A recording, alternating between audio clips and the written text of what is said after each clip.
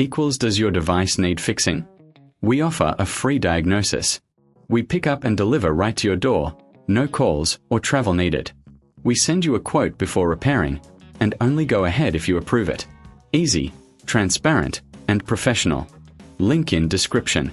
To start, gather your tools, a Phillips screwdriver and a plastic spudger. First, power off your laptop and unplug it. Flip it over to access the back panel. Remove the screws securing the panel. Keep them safe, you'll need them later. Carefully use the spudger to pry open the back cover. Take your time to avoid damaging the clips. Once open, locate the battery.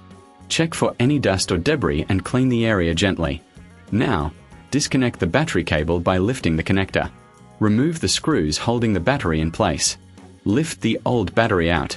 Place the new battery in, ensuring it fits snugly. Reconnect the battery cable. Before closing, do a quick visual check for any loose connections. Replace the back cover and secure it with the screws.